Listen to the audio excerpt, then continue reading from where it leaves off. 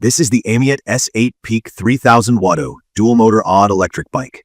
Just looking at it, what stands out to me right away is the rugged, almost motorcycle-inspired frame, the thick 20-inch fat tires, and that overall tough, versatile design.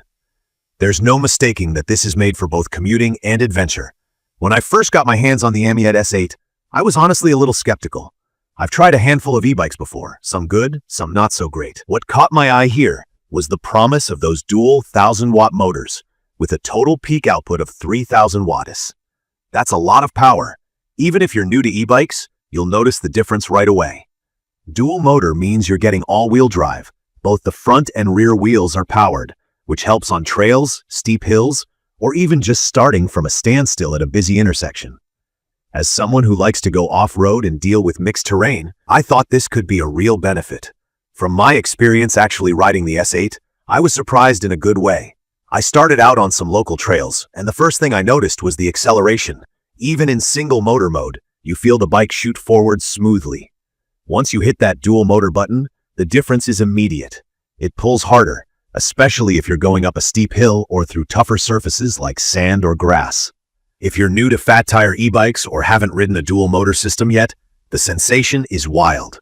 You can even feel a little bit of wheel spin up front if you lean back and gun it, which took me a few minutes to get used to. I want to talk about the battery too, since that's a big question with any e-bike. The AMYET S8 has a removable 48-volt 25Ah battery.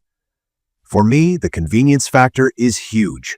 I can just take the battery inside my house or office to charge it and not worry as much about theft. The capacity is big enough to get you up to 75 miles on a single charge. At least, that's what's advertised. In my typical city-suburb trips and trail rides, I was getting around 60 to 65 miles, which is solid, especially considering all the stop and go plus plenty of throttle play. The battery is also IP54 waterproof, so light rain or splashes won't scare me off, though I wouldn't dunk it in water. Now, let's talk about stopping power. Hydraulic disc brakes are a real upgrade over regular mechanical brakes and make a big difference in wet weather or on steep downhill runs. The S8 has hydraulic brakes front and back, which really help my confidence on the trails. It's less hand fatigue, and the stopping is smooth, even if you squeeze hard. I actually rode through some muddy patches and puddles, and the brakes didn't get mushy or sketchy, which is a big plus. Suspension is another key feature. The S8 comes with a full suspension setup, front suspension fork, and a rear shock absorber. That means the ride is much smoother over bumps, rocks, and uneven ground.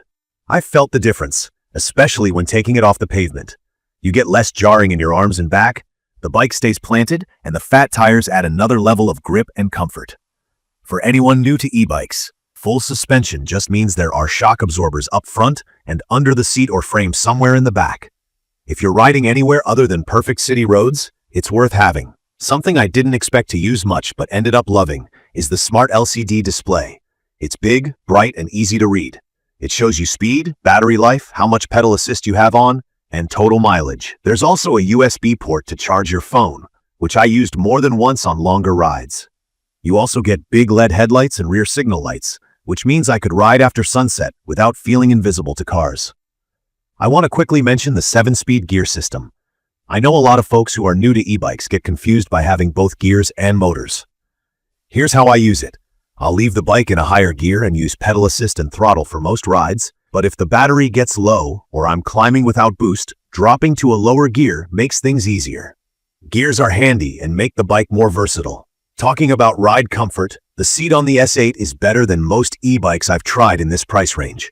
It's long enough that you can slide back, and there are even passenger pegs if you want to give a friend a ride. I'm not the tallest person, I'm about 5'10", but there was still room.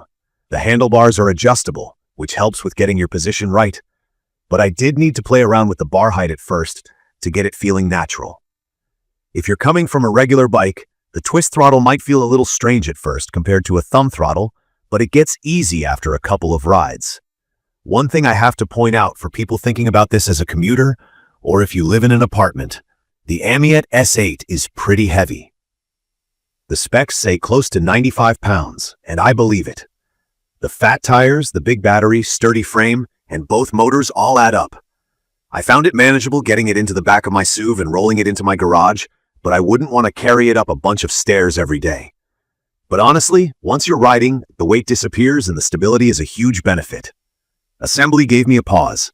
I was worried it would be a big project, but since it comes mostly assembled, it's just a matter of adding pedals, the front wheel, handlebars, and getting everything torqued down. If you've ever put a regular bike together, you'll be fine. There are some good step-by-step videos online if you get stuck. Expect to spend about 30 to 45 minutes if you work carefully. This bike feels solid. The high-carbon steel frame gives peace of mind if you ride hard, and the overall quality is there in the details. The fenders are plastic but flexible, and they do a good job keeping mud and water off. I've taken it through puddles, and my feet stayed dry. If I'm honest, I did have some hesitations at first. The handlebars felt a bit high and wide for me, and the twist throttle was different from my other bikes. But after tweaking the handlebar height and just getting used to the grip, those issues faded. Now I find myself reaching for the S8 anytime I want a blend of speed, range, and that feeling you get just knowing you can take a shortcut over gravel or grass if you want. And I like that you get those little extras: headlights, taillights, even a spot for a license plate if you need it. In my opinion, the AMYET S8 Peak is perfect for anyone who wants their e-bike to do it all. City streets, rough trails, light snow or sand, even some light cargo hauling, thanks to the strong frame. It's not the lightest and you'll need to commit to finding charging spots if you use all that battery range, but for power and fun it delivers. From my experience, I'd recommend this for anyone who's tired of underpowered e-bikes or wants an all-wheel drive ride that can actually go off-road and come back in one piece. If you're on the shorter or lighter side, just know the weight takes some getting used to, but the stability is worth it. On the other hand, if you need something you can easily lift into a car or apartment, you might want to try before you buy. In conclusion, the AMYET S8 Peak offers a unique mix of strong power, big battery life, true all-terrain capability, and real everyday usability. It stands out because it simply works as hard as I need it to, and most of the features make a difference, especially if you ride in less than perfect conditions or just want to see what fat tire, dual motor e-biking is all about. I genuinely enjoy riding it, and I think a lot of riders will appreciate the balance of comfort and performance. Check the comments of this video for a link to see the current pricing of the AMYET S8 Peak 3000 Watt dual motor ADOD electric bike.